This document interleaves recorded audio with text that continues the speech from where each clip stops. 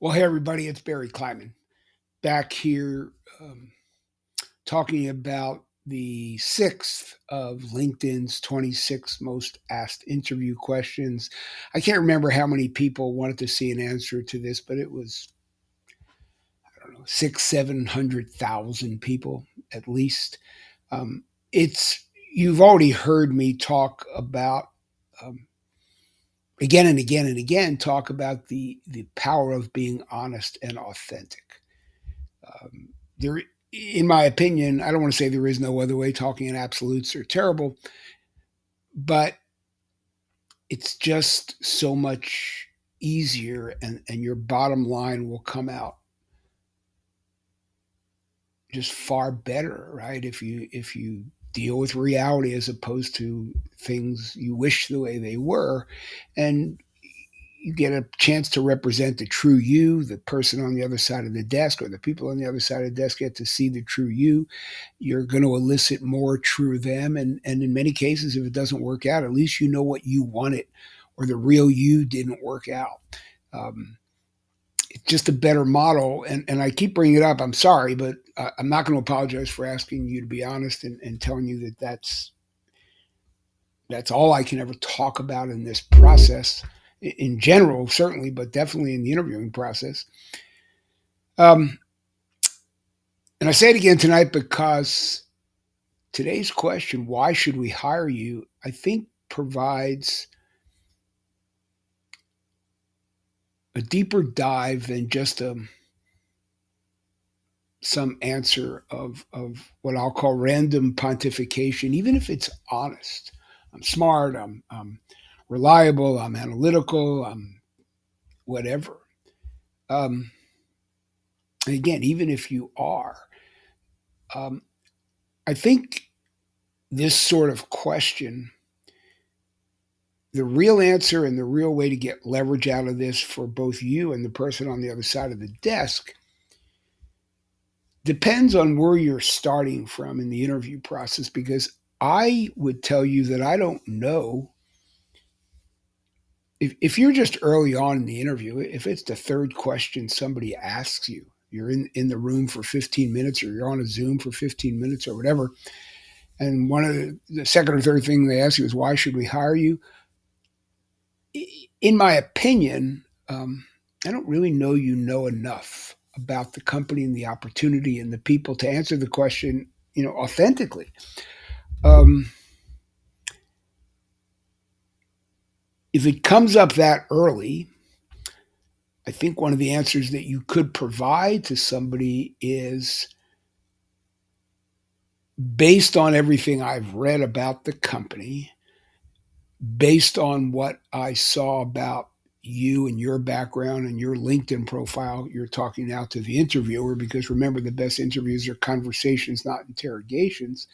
I would say some of the reasons that you should hire me or would benefit from hiring me are, and then talk about um, and how it relates to the job description that you saw, how it relates to the industry that you're about to go into, potentially, how it relates to something that's tangible to the opportunity, and specific to the opportunity, again, or the company or the people or everything, as opposed to, again, just some random, I don't want to say blather, but some, random rant, random pontification about things that make you good,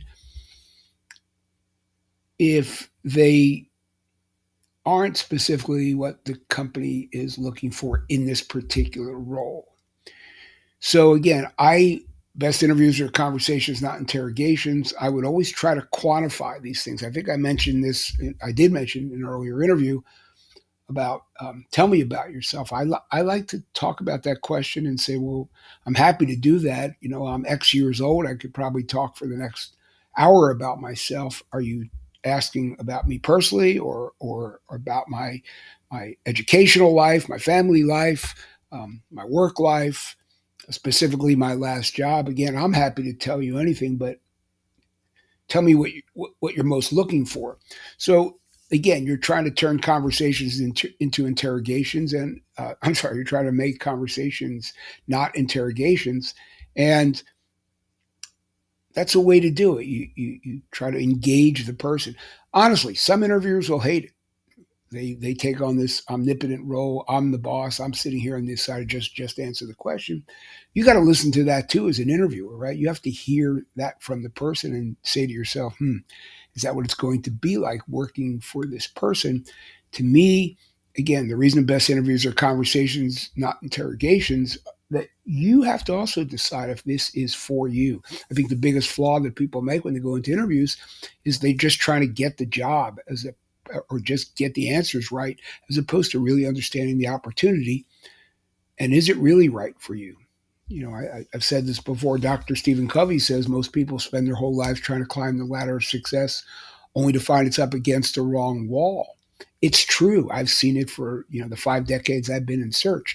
So again, these conversations are very telling for you if you pay attention and you listen.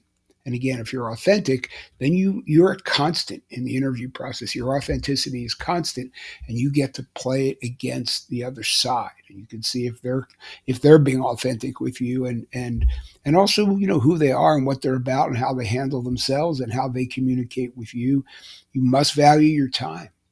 This is all, I in my book, Successful Interviewing, that's what successful interviewing is about, valuing your own time too.